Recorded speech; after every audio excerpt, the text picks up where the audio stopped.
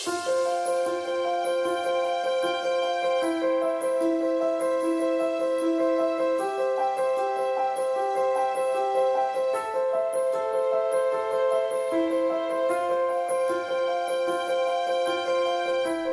début 2016, l'équipe du Centre Rétine Galien s'est dotée d'une nouvelle infrastructure permettant une organisation optimisée avec plus de 6000 EVT par an couplés à un contrôle d'imagerie systématique. Voici donc un des modèles de l'optimisation de la prise en charge des patients en rétine médicale.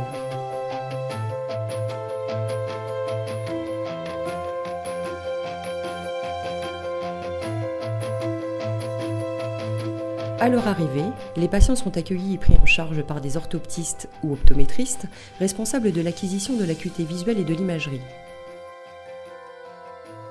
Ils se dirigent ensuite vers les salles d'injection où une infirmière se charge de les installer.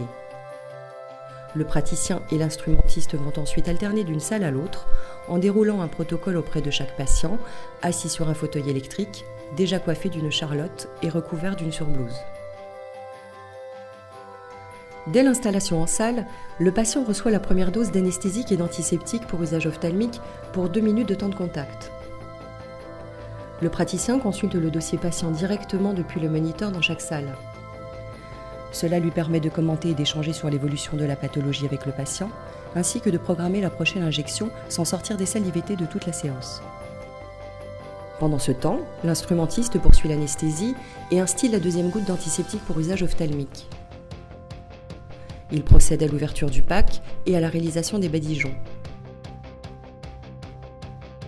Il prépare ensuite le produit à injecter, produit ayant été placé en salle dès l'arrivée du patient au centre et répertorié dans le dossier du patient avec les documents de traçabilité. Le praticien réalise ensuite l'injection au patient.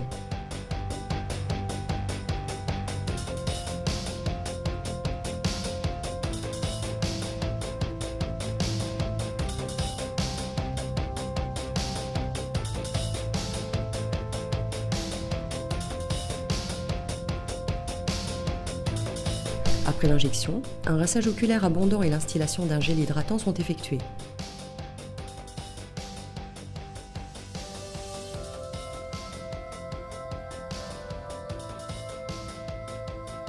Une fois les soins réalisés, le patient, aidé par le praticien, retire la charlotte et la surblouse avant de sortir de la pièce en emportant ses affaires.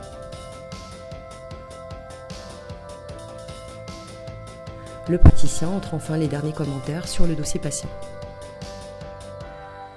Au total pour le praticien, le temps nécessaire a été de 5 minutes, incluant le temps des discussions avec son patient, le tout dans le respect des bonnes pratiques recommandées par l'ANSM.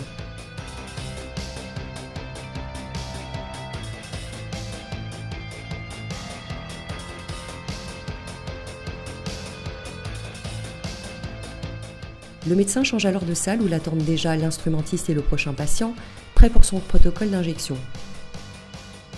Cet exercice millimétré va se poursuivre durant 3 à 4 heures de séance pour une douzaine d'IVT par heure, dans une ambiance à la fois professionnelle et particulièrement sereine.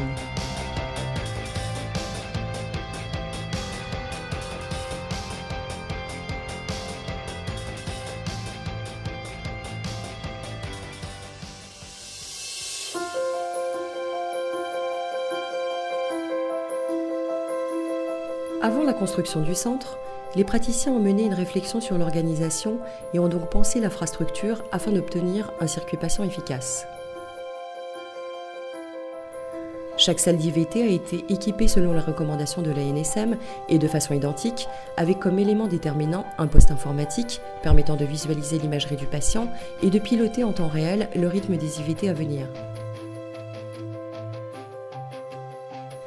Les praticiens ont également conçu des protocoles stricts de suivi. Nous sommes maintenant 5 associés avec la mise en commun de nos activités de rétine. L'objectif était de créer une unité de lieu, de concentrer le personnel dédié et les équipements, de partager nos compétences et nos expériences médicales. Devant l'afflux croissant des patients nécessitant une prise en charge médicale de rétine et tenant compte des résultats des études de vraie vie, nous avons souhaité disposer d'un centre dimensionné pour renforcer nos équipes de rétine, discipliner davantage nos protocoles et accueillir dans les meilleures conditions nos patients. Des essais d'organisation ont été menés avec la contribution de la manager du centre. L'objectif était d'identifier la formule la plus pertinente, permettant le meilleur rapport entre les bénéfices pour le patient, les résultats scientifiques et l'optimisation du temps et des moyens. Outre l'ergonomie des installations, c'est toute l'organisation des équipes qui est analysée et encadrée. Un personnel nombreux s'avère indispensable pour optimiser le circuit des patients. La manager du centre a également étudié et proposé différents consommables pertinents en matière de praticité de manipulation, de confort patient, le tout dans la conformité de la réglementation. L'objectif principal pour l'équipe est en double. Optimisation du temps d'intervention du praticien afin de pouvoir échanger plus longuement avec le patient et préservation du confort patient, principalement par la diminution de son stress pré-injection. L'étude des flux, réalisée 2 fois par an, et les actions d'amélioration mises en œuvre ont permis de réduire le temps moyen de présence du patient à 44 minutes. Au final, les praticiens et leur équipe organisent un plateau permettant la programmation de vacations régulières d'injection d'une demi-journée chaque jour, la mise en œuvre de tout type de protocole, et notamment le treat and extend, basé sur un binôme contrôle-IVT dans la même séance, évitant ainsi des allées-venues supplémentaires aux patients,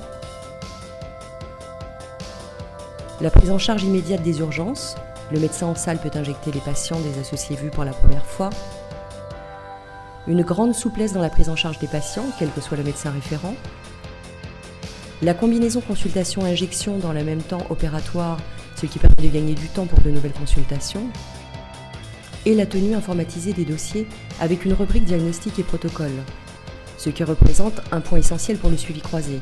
Ainsi, un praticien peut, en l'absence de l'autre, interpréter facilement le dossier d'un patient.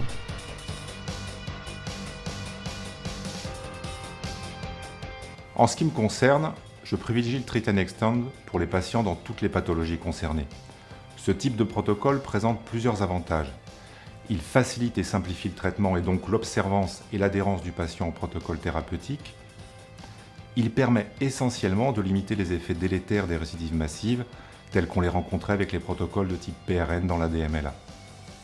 On observe ainsi que la majorité des patients ainsi traités sont stabilisés, avec des injections pouvant s'espacer jusqu'à 3 ou 4 mois. En d'autres termes, dans la DMLA, le gain visuel peut être maintenu après la 2e année au rythme de 3 à 4 injections annuelles, ce qui paraît tout à fait acceptable et appréciable par le patient.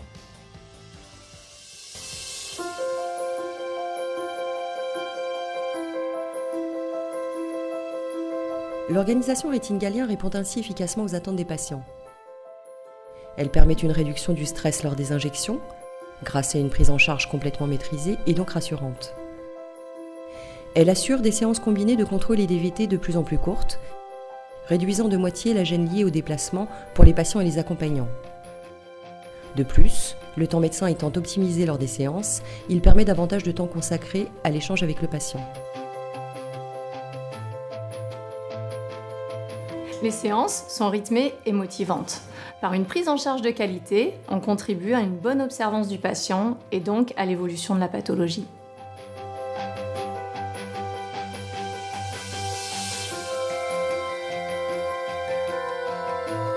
Notre organisation nous permet de prendre immédiatement les décisions de traitement avec le patient.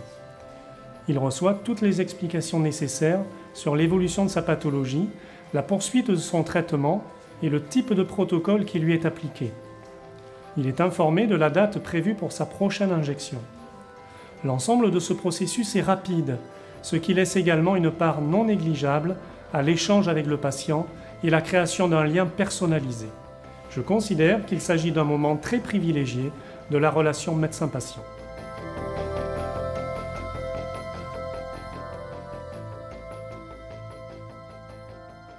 Toutes les mesures d'information pour l'amélioration de l'observance et de la qualité de prise en charge sont importantes.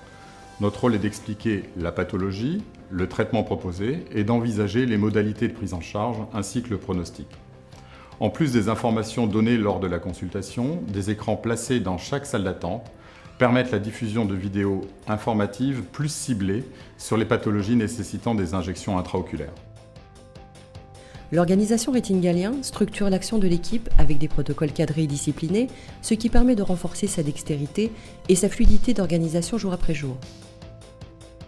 L'organisation Rétine Galien structure aussi l'action des médecins, grâce à une organisation pertinente autorisant tout régime de traitement, une activité dominée et financièrement pérenne, ainsi qu'une capacité accrue pour les études cliniques et la contribution scientifique.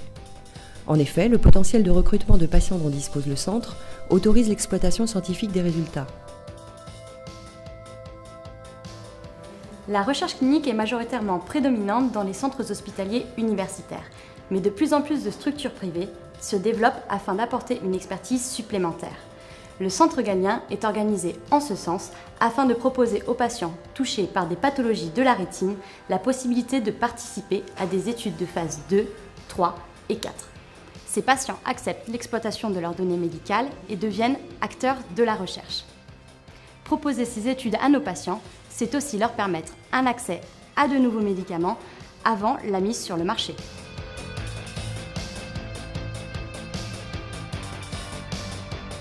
Enfin, l'attractivité renforcée du centre permet d'assurer la relève avec de jeunes talents. Pour ma part, j'ai rejoint tout récemment l'équipe de Rétine Galien. C'est vrai que l'infrastructure, le personnel et les protocoles du centre sont non seulement séduisants, mais facilitent l'intégration de praticiens dans une organisation très structurée, tout en restant particulièrement sereine. Nos projets de développement incluent maintenant la création de centres déportés en périphérie de Bordeaux, ayant le même schéma d'organisation. Cela permettra de répondre à un manque de structures spécialisées en pathologie rétinienne. La qualité de l'organisation imagerie et IVT est stratégique pour la maîtrise du protocole de traitement du patient et donc pour l'optimisation des résultats obtenus. La logistique d'un centre est capitale à l'obtention d'une bonne compliance du patient. L'observance au traitement étant la clé du succès des thérapeutiques.